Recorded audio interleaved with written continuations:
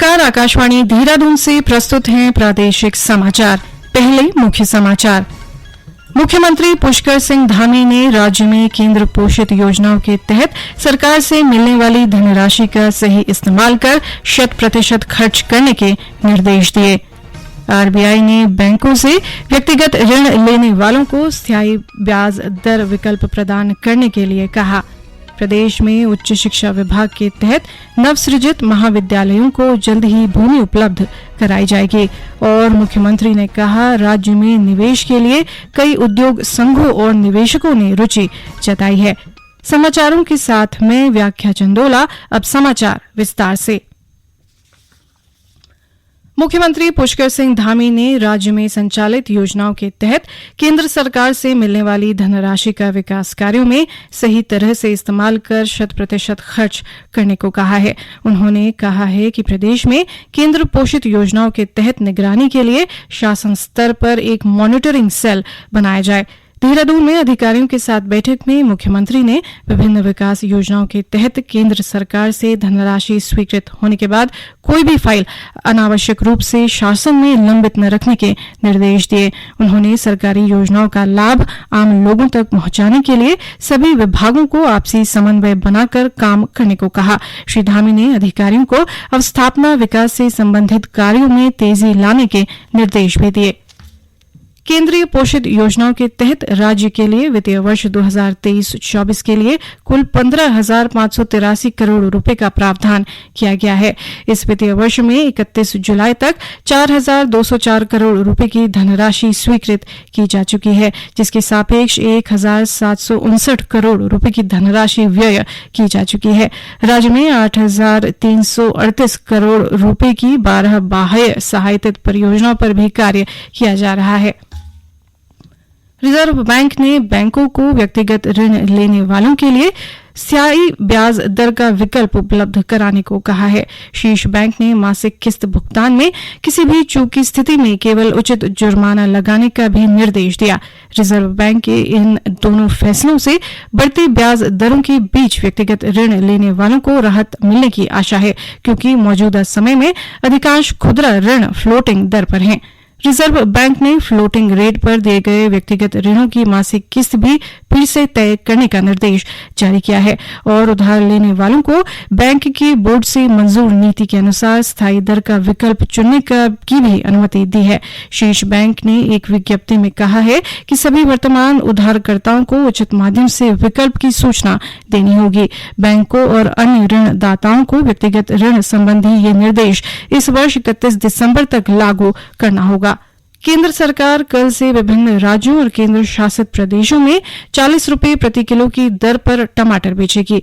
उपभोक्ता मामलों के विभाग ने national agricultural cooperative marketing federation of India और national cooperative consumers federation of India limited को ये निर्देश दिए हैं।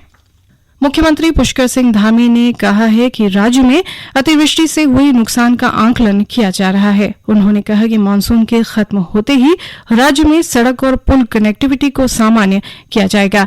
देहरादून में पत्रकारों से बातचीत में मुख्यमंत्री ने कहा कि मानसून में अनेकों स्थानों पर भारी बारिश और अतिवृष्टि होने से राज्य में कृषि, सड़क, पुल के अलावा भवनों को नुकसान हुआ है। उन्होंने बताया कि सभी संबंधित विभागों को मानसून सामान्य होते ही निर्माण कार्यों को तेजी के साथ करने के निर्देश दिए गए हैं। प्रदेश में 22 अगस्त को राष्ट्रीय कृमि मुक्ति दिवस मनाया जाएगा। इसके तहत राज्य के 7 लाख से ज्यादा बच्चों को कृमि नाशक दवा खिलाने का लक्ष्य रखा गया है। रुद्रप्रयाग जिले में 1 से 19 वर्ष आयु वर्ग के 65,000 से ज्यादा बच्चों को कृमि नाशक दवा खिलाने का लक्ष्य रखा गया है। मुख्य विकास अधिकारी नरेश कुमार ने राष्ट्रीय कृमि मुक्ति दिवस के सफल आयोजन को लेकर अधिकारियों को जरूरी दिशा निर्देश दिए हैं।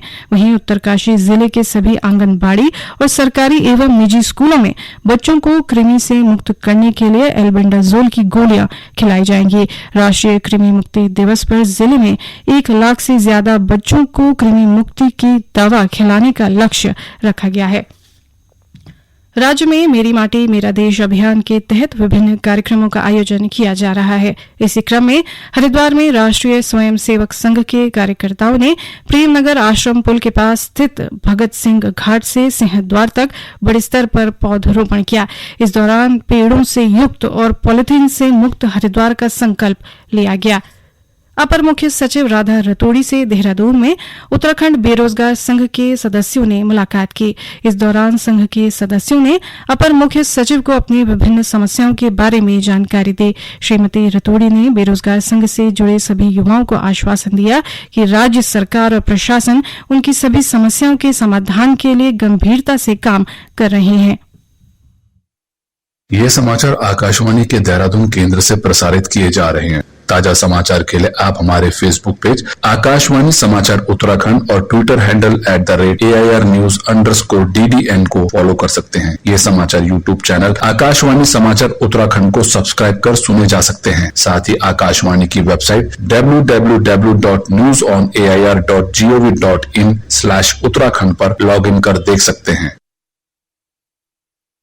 प्रदेश में उच्च शिक्षा विभाग के तहत नवसृजित महाविद्यालयों को जल्द ही भूमि उपलब्ध कराई जाएगी। देहरादून में उच्च शिक्षा मंत्री डॉक्टर धन सिंह रावत ने विद्यालयी शिक्षा और उच्च शिक्षा विभाग की बैठक में कहा कि राज्य सरकार प्रदेश में उच्च शिक्षा की गुणवत्ता को लेकर दृढ़ संकल्पित है।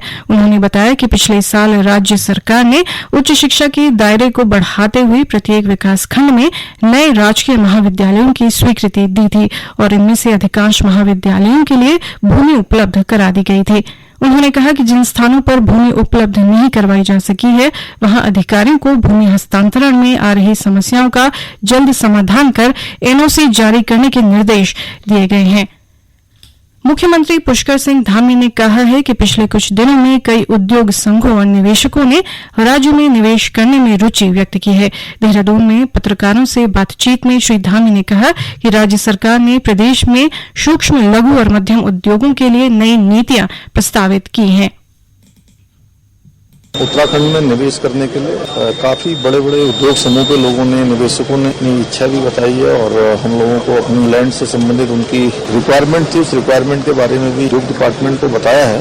राज्य ने काफी सारे काम किए हैं। इस दौरान पॉलिसी लेकर आए हैं और एमएसएमई से लेकर दीर्घकालिक, अल्पकालिक और मध्यकालिक जो है हमने बहुत सारी निर्णय लिए हैं, बहुत सारी नई नीतियों को प्रस्तावित किया है। तो उन सभी से सभी को अवगत कराना है। हाइड्रो के क्षेत्र में, सौर ऊर्जा के क्षेत्र में, हॉर्टिकल्चर क्षेत्र में, उद्योग के क्षेत्र में और उद्योगों के लिए सिंगल विंडो सिस्टम को भी धरातल पर हमने पूरी व्यवहारिकता के आधार पर उतारने का काम इस दौरान हुआ है और एक बड़ा लैंड बैंक भी यहाँ पर बनाया है, क्योंकि उद्योग आएंगे, रोजगार बढ़ेगा और ये हमारे लिए एक बड़ा सुनहरा अवसर है कि हम राज्य में अधिक से अधिक निवेश ला पाए। जनधन खातों की कुल संख्या 50 करोड़ को पार कर गई है। वित्त मंत्रालय ने बताया है कि इनमें से 56% खाते महिलाओं के हैं। मंत्रालय ने बताया है कि इन खातों में से लगभग 34 करोड़ रुपए कार्ड निःशुल्क जारी किए गए हैं। प्रधानमंत्री जनधन योजना खाते में औसत जमा 4,000 रुपए से अधिक है। 5 करोड़ 50 लाख से अधिक जनधन खातों में प्रत्यक्ष लाभ अंतरण हो रहा है। प्रधानमंत्री जनधन योजना 2014 में शुरू की गई थी। इसका उद्देश्य देश भर के लोगों को बैंकिंग सुविधाएं उपलब्ध कराना है। चमोली जिले में आपदा प्रभावित गांवों में प्रशासन राहत पहुंचाने में जुटा है। जिले के आपदा प्रभावित किरोली, कांडा, कौज, पोथनी, महेरगांव, अगथला, बाटोला, गडोरा, नौरखांव गांव के 102 परिवारों को 5 लाख रुपए से अधिक की राहत धनराशि का वितरण किया गया है। प्रभावित गांवों में राशन किट भी बांटी जा रही है और चिकित्सकों की टीम निःशुल्क स्वास्थ्य जांच कर रही है। वहीं जिले के प्रभावित क्षेत्रों में विद्युत और पेयजल व्यवस्था को सुचारू करने का काम जारी है। जल संस्थान टैंकरों के माध्यम से प्रभावित क्षेत्रों में पानी की आपूर्ति कर रहा है। साथ ही राहत शिविरों में ठहराए लोगों की भोजन व्यवस्था के लिए निःशुल्क कैंटीन सुविधा भी चलाई गई है। उत्तरकाशी जिले में खाद्य सुरक्षा विभाग, पूर्ति विभाग और नगर पालिका की टीम ने शहर में सब्जी की दुकानों पर रेड लिस्ट, साफ सफाई, फूड लाइसेंस और घरेलू गैस के व्यावसायिक उपयोग को रोकने के लिए जांच अभियान चलाया। इस दौरान नगर पालिका द्वारा साफ सफाई न रखने वालों के चालान किए गए। खाद्य सुरक्षा विभाग ने फूड लाइसेंस न बनाए जाने पर 5 दुकानों को नोटिस जारी किए। इसके अतिरिक्त पूर्ति विभाग ने घरेलू गैस सिलेंडर का व्यावसायिक उपयोग करने वालों के 17 सिलेंडर जब्त किए। जिला पूर्ति अधिकारी संतोष कुमार भट्ट ने कहा है कि इस तरह की कार्रवाई लगातार जारी रखी जाएंगी। अंत में मुख्य समाचार एक बार फिर। मुख्यमंत्री पुष्कर सिंह धामी ने राज्य में केंद्र पोषित योजनाओं के तहत सरकार से मिलने वाली धनराशि का सही इस्तेमाल कर 100% खर्च करने के निर्देश दिए। आरबीआई ने बैंकों से व्यक्तिगत ऋण लेने वालों को स्थायी ब्याज दर विकल्प प्रदान करने के लिए कहा। प्रदेश में उच्च शिक्षा विभाग के तहत नवसृजित महाविद्यालयों को जल्द ही भूमि उपलब्ध कराई जाएगी। और मुख्यमंत्री ने कहा, राज्य में निवेश के लिए कई उद्योग संघों और निवेशकों ने रुचि जताई है। इसके साथ ही प्रादेशिक समाचार का ये बुलेटिन समाप्त हुआ। नमस्कार।